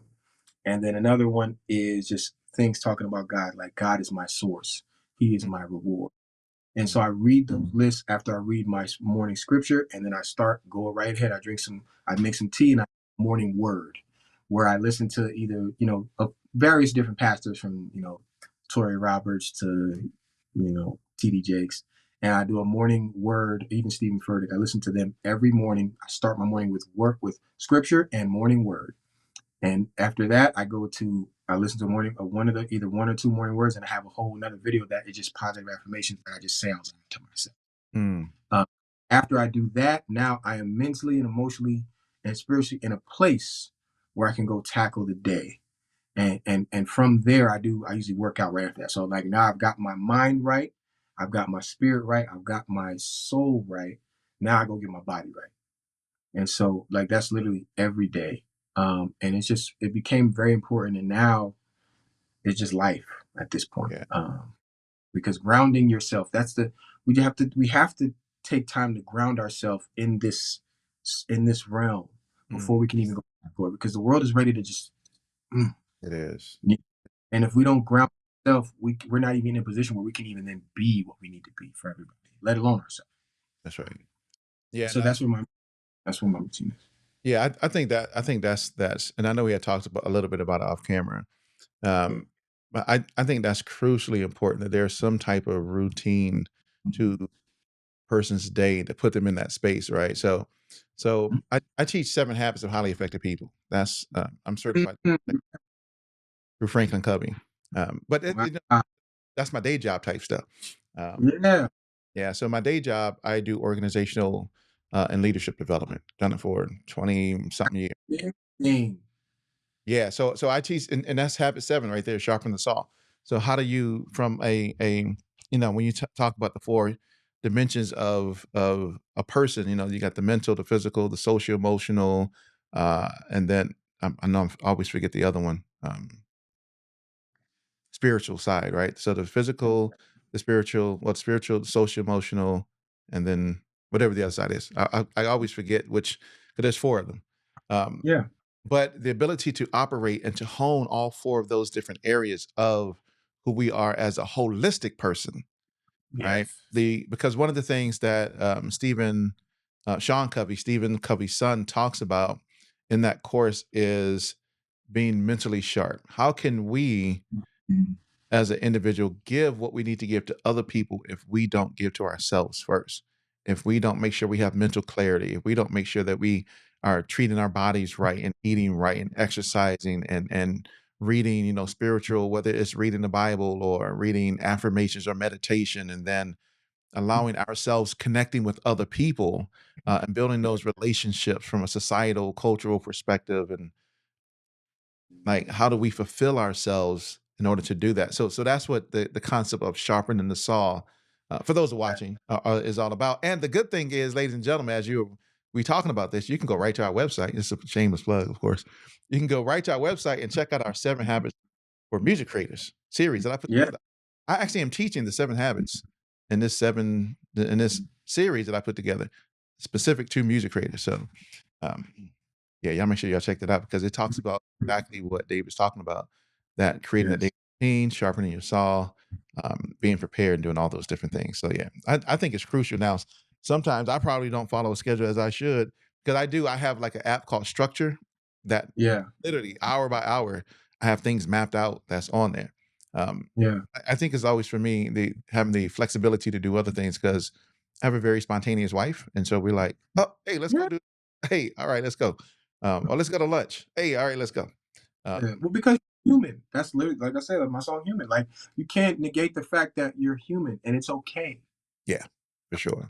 Yeah. Literally, I say that song, I say that phrase so many times in that song because we can forget sometimes. It's okay. Right. It's okay. It's okay. We're human. Yeah, you should Ah, have a spontaneous time. You beautiful. should look. It's Let yeah, right. So it's like you can get some ice cream sometime. We can get some candy sometime. It's okay. right. Well, people don't know that. That's my favorite songs. It's human. Um, Listen, and the problem is when you go overdose, when you go overboard. Overdose, right? Yeah. Shameless plug. Make sure you check them out. I released in 2017 called Overdose. But anyway, but Get that right now. Link in the bio. Get it. link in the bio. Make sure you check it out. But no, yeah. I mean, the thing is, yeah, absolutely. When you overdose, in that capacity. So, man, Yeah, that's man, beautiful that you teach that, and you also give yourself the grace because that's another. At this point, I just call it give myself grace gotta give yourself. because something with high achievers and with people who are very focused and driven is we tend to grade ourselves very hard. Absolutely. Um, So we forget to give ourselves grace. And I think that's what one of the things God was gave me or allowed me to go through all the stuff with anxiety and panic attacks because I used to literally call myself Superman. And so, Mm, but what that allowed for me was space to be vulnerable, space to be hurt, space to be in pain. And that almost killed me. mm, And it was, you have to give yourself grace for things because this is life. It's not, literally the proof that you're alive is that it's going up and down. that's right. Ebbs and flow. When the thing flatlines, that's the proof that you go home. So That's so right. so the proof that you're alive is there's mountaintops and peaks and valleys, and so that that's beautiful that you do that. I'm gonna get the course now Yo, it's because we free. all need It's free. yeah It's free. It's free. yeah, I mean, we all need I made it free for everybody just to go and watch. It was monetized, but then I was like, yeah, I'm about to make it for free and just give people the gems. I mean, it may go back, behind a paywall, but right now it's free. So people yeah go to but, our you know website. like Myron Golden says you that's what we call a community service content That's right. that leads them coming back for in depth. So, That's what listen, what it yeah. is.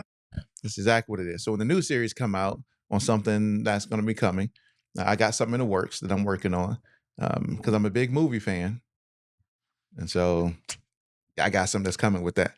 But anyway, man, Dave, it's been a great conversation, my brother. Great conversation.